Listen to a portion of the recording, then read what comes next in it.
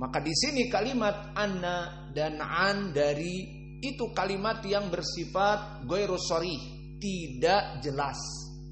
Sehingga orang-orang mudallisin bermain-main dengan lafaz ini. Dia biar disangka oleh murid-muridnya pernah bertemu dengan Syekh Muqbil, karena kemuliaan bisa bertemu dengan beliau dan belajar dengan beliau. Beliau datang terlambat, datang yang ngajar Hajuri, tukang fitnah. Maka akhirnya semua orang terutama di zaman now membenci Hajuri, apalagi dia telah taubat dari kelompok Al-Hajuriyun. Maka merasa malu meriwayatkan dari Al-Hajuri. Maka dia mengatakan kepada muridnya an Muqbil. Maka kalimat an Muqbil di sini ada tadlis.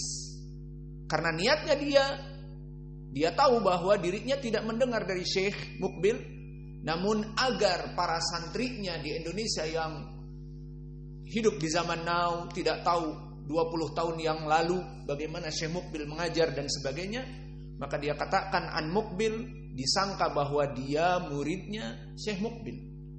Maka ini yang ada di hati para mudallisin. Berapa dari orang yang merupakan imam hafalannya dan agamanya, tapi jatuh kepada tadlis seperti Qatadah Ibnu Di'amah, hafalannya gunung. Dan juga Abu Ishaq As-Sabi'i, imam muhaddits. Dan juga Al-A'mash, imam muhaddits dan imam ahlil qiraah. Jagonya qiraah di zamannya.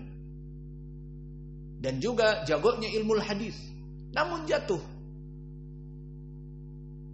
dikarenakan mentadlis tadi. Dan Abu Zubair yang banyak meriwayatkan dari Jabir dan yang lainnya.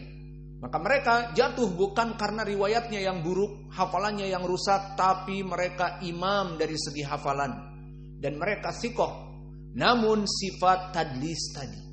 Maka please mulai dari sekarang, seperti kita pelajari di Kitab Tauhid, ingat bagaimana periwayatan seorang tabi'i, hal ra'aitum al-kaukab al-barihah, ingat.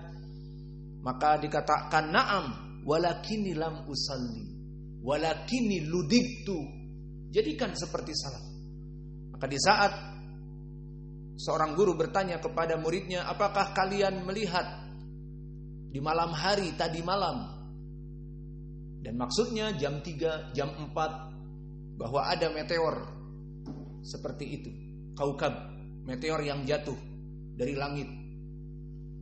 Maka dikatakan oleh rawi ini, iya, namun langsung dia potong. Naam, ra'aitu al-barihah. Aku melihat kemarin malam, jam 4 mungkin, adzan awal dan seterusnya. Namun dia potong agar apa? Agar gurunya jangan menyangka dirinya sholat malam. Maka dia katakan walakini ludiktu.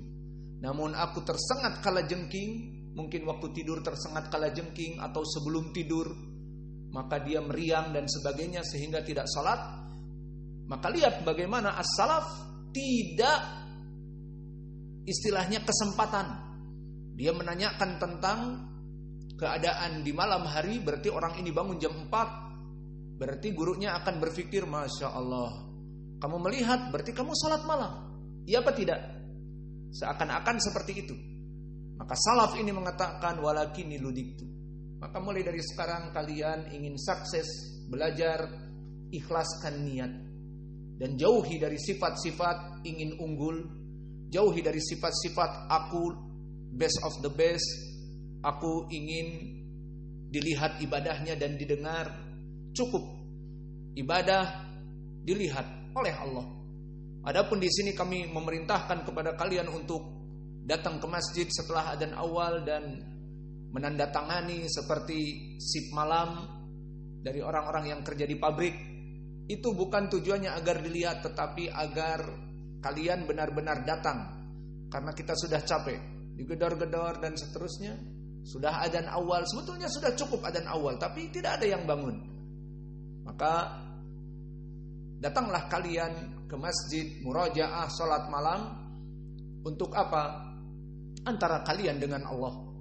Maka mulai dari sekarang ikhlas an-niyah. Maka kembali kepada permasalahan bahwa Imam Al-Bukhari di sini mendengar haddatsana. Dan di sini lafaz yang jauh dari tadlis. Maka orang-orang mudallisin seperti tadi, dia tidak mendengar dari gurunya, dia katakan an, padahal tidak mendengar, agar disangka oleh muridnya dia mendengar. Itu dia. Maka di sini Imam Al-Bukhari mengatakan kepada gurunya, hadatsana Muhammad bin Sinan, bahwa dia mendengar dari gurunya dan bukan tadlis. Dan Imam Al-Bukhari bukan dari mudallisin. Lalu siapa di sini Muhammad bin Sinan? Maka Muhammad bin Sinan, barakallahu fikum, dia Abu Bakar Al-Auqi. Al-Auqi, Al-Bahili berarti Al-Basri. Maka nisbah Al-Bahili sering kita ulang-ulang, bahkan Abu Umamah Al-Bahili yakni Al-Basri, dari Basrah, dan Basrah adalah di Irak.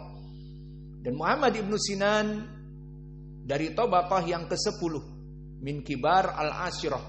Dan tabaqah yang ke-10 adalah tabaqah yang mana mereka hanya belajar kepada kibar itba'ut tabi'in. Maka hanya belajar kepada tabaqah yang ke-7. Hanya belajar kepada Imam Malik dan Laits ibn Sa'ad dan Sufyan Ats-Tsauri dan yang lainnya yang di tabaqah ke-7. Tidak ada dari mereka yang pernah bertemu dengan tabi'in seperti Qatadah, Imam Ibnu Syihab Az-Zuhri, atau yang lainnya, bahkan para sahabat. Tidak ada yang ngaku di tabaqah yang ke-10 bertemu dengan Anas ibnu Malik. Meskipun sahabat yang paling akhir meninggalnya, tidak ada. Maka beliau hidup di kibar al-ashirah, dan kibar al-ashirah yang hidup di zamannya seperti para Imam Ahmad dan juga Ishaq ibnu Rahaweh dan juga Yahya ibnu Ma'in. Maka mereka hidup di tabaqah yang ke-10. Juga Abu Hatim, Abu Zur'ah. Adapun kedudukan beliau, lihat 3 perkara kita berikan. Sehingga nanti kalau kita tanya jangan siapa dia. Dia adalah fulan. Cukup. Lah, ketahui 3 perkara ini. Ana ingin kalian mengetahui rawi-rawi paling sedikit 3 perkara ini. Dari mana? Basrah, Al-Bahili.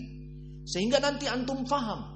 Di saat kalian mentahqiq hadis, diriwayatkan oleh Imam Abi Dawud, kemudian disebutkan hadatsana, contohnya Kullu ibni Adam khata' wa khairul khata'ina at-tawwabun. Di mana sanadnya Ali ibnu Mas'adah Al-Bahili. Oh, berarti Ali ibnu Mas'adah dari Basrah. Seperti itu. Maka ini yang kami inginkan, agar kalian terbiasa dan kalian akan bersyukur nanti di saat kalian dewasa dan besar. Alhamdulillah kami belajar dulu ilmu rijal, membuat kami menjadi pentahqiq hadis. Dan kalian nanti kalau menjadi pentahqiq hadis, kalian akan bersyukur. Dan apa yang kalian periksa dari hadis-hadis, ini sahih dan dhaif, dipakai di khutbah kalian, dipakai di kajian-kajian kalian. Kalian tidak mengajar kecuali hadis-hadis yang sahih.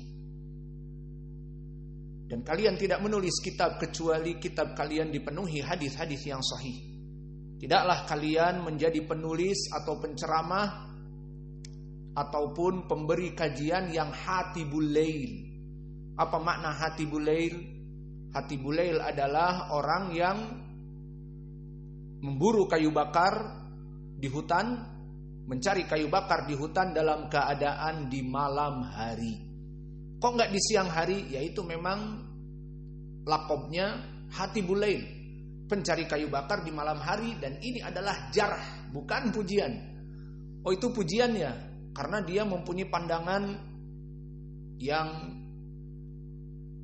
pandangannya X-Men, Cyclops dan sebagainya misalnya, bisa melihat di malam hari.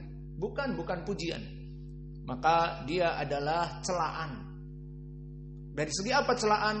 Di saat seseorang mencari kayu bakar di malam hari, maka tercelaknya di sini dia akan memasukkan ke keranjangnya apa saja yang baik dan yang buruk dia masukkan, dan ini menjadi keburukan darinya karena masuk segala sesuatu ke keranjangnya dan bahkan bisa mematikannya.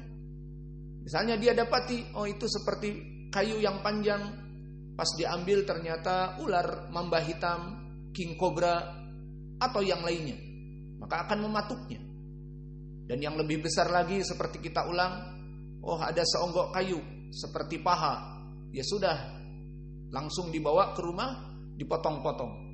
Ternyata dia bergeliat dan bahkan melilitnya, ternyata dia adalah ular piton reticulatus ataupun ular boa constriction ataupun ataupun ular anaconda, yang mana justru akan membelit dia. Dan yang tadinya dia mau memasukkan ke karung, justru dia yang dikarungin. Dililit dahulu, patah tulang-tulangnya, kemudian dimasukkan ke karung air perut piton reticulatus tersebut. Maka mana wajah keburukannya? Dia memasukkan kepada karungnya semua yang buruk dan semua yang baik. Karena apa? Tidak jelas di malam hari. Lalu prakteknya ceramah dia, karena dia tidak mempunyai ilmu hadis, ceramah 1 jam penuh mensyarah hadis, ternyata hadisnya palsu. Dia syarah 1 jam, ujung-ujungnya hadisnya palsu. Atau dia membuat kitab, yang mana dia membuat kitab permasalahan yang biasa. Misalnya kumpulan hadis-hadis tentang ta'addud zaujat, tentang poligami. Bukan main poli, tetapi poligami. Dia kumpulkan hadis poligami. Semua yang lafadznya tazawwaju, masna wa thulatha wa ruba, atau hadis-hadis yang berhubungan dengan itu dikumpul. Ternyata masuk hadis yang dhaif, masuk hadis yang palsu, pokoknya dikumpul. Akhirnya kitabnya menjadi tebal, 2 jilid. 600 halaman dibagi 2, 300. Namun dari 2 jilid itu di saat dibuka, semua orang melihat, ya Allah, hadis palsu. Dan hadis palsu kebanyakan panjang, 2 warokoh. Ternyata palsu. Di rawi, di sanadnya ada pemalsu hadis. Kemudian dia syarah di kitabnya. Maka perkara-perkara seperti ini perkara yang buruk. Dan begitupun selain dari hadis juga akidah. Maka bisa jadi seseorang Hatibul Lail menulis kitab akidah atau ceramah, mengambil pemikiran Khawarij mencela pemerintahnya, mengambil pemikiran As-Sufi, gulu kepada para habaib dan gulu kepada orang-orang yang soleh, dan mengajak ngalap barokah ke kuburan para wali. Maka ini perkara-perkara yang buruk. Dimasukkan pemikiran Jahmiyah dan Mu'tazilah, menafikan sifat-sifat Allah. Allah tidak berbicara, Allah tidak menempati suatu ruang, seperti yang berteriak-teriak di YouTube, Allah tidak di langit, Allah tidak di atas, Allah tidak di bawah, Allah tidak di kiri. Tidak boleh kita mengatakan Allah menempati ruang. Lalu Allah, Rob kamu di mana? Ya tidak tahu. Itu bingung dia. Allah telah mengatakan kepada dirinya, a'amintu man fis sama. Tidaklah kalian beriman kepada Allah yang ada di atas langit? Ar-Rahman 'alal ars istawa. Allah bersemayam di atas arsnya, di atas langit. Dan hadis-hadis yang banyak diriwayatkan oleh Imam Muslim, hadis jariyah. Nabi yang bertanya kepada budak di saat dipukul oleh tuannya Marwan ibnul Hakam, maka dibebaskan atau tidak? Jangan dulu, kita tanya dia beriman atau tidak. Maka dikatakan, man ana anta Rasulullah, aina Allah fis sama, memberikan isyarat. Maka perempuan ini lebih baik dari orang yang mengaku makan bangku sekolahan, bertahun-tahun belajar, sudah mengambil S2, S3, S-teler dan sebagainya, tidak mengetahui di mana Robnya. Jangan katakan Allah di atas langit, jangan katakan Allah di kanan, di kiri, di bawah. Allah tidak menempati ruang. Budak belian yang hanya sibuk mengejar-ngejar domba agar jalannya benar dan tidak terpisah dari qati', dari rombongannya, ternyata dipuji oleh Nabi, i'tikha fa innaha mu'minah. Maka bebaskan budak ini karena dia beriman. Yang bertahun-tahun belajar dan sudah mengaku menjadi dai sejuta umat, bingung di mana penciptanya. Lihat bagaimana ilmu dan bagaimana hidayah. Maka di sini seperti ucapan para ulama, al ilmu laisa bi kathrati haddatsana wa akhbarona. Kalau zaman dulu orang-orang yang berilmu itu tidak dilihat gelar. Itu di zaman now gelar itu. Gelar itu membuat orang menjadi terpukau dengan gelar, dipikirnya dia Syekhul Islam. Di zaman dulu tidak ada. Belajar 5 tahun dapat LC, belajar 7 tahun, 8 tahun menjadi master, belajar lagi 10 tahun menjadi doktor, kemudian melaksanakan research ataupun pengabdian di university menjadi profesor. Sudah dipikirnya ilmu ada padanya. Maka zaman dulu yang tidak mengetahui permasalahan gelar-gelar ini, belum ada university di zaman Al-Hasan Al-Basri, di zaman Qatadah Ibnu Di'amah, bahkan di zaman Imam Malik, bahkan di zaman Imam Al-Bukhari.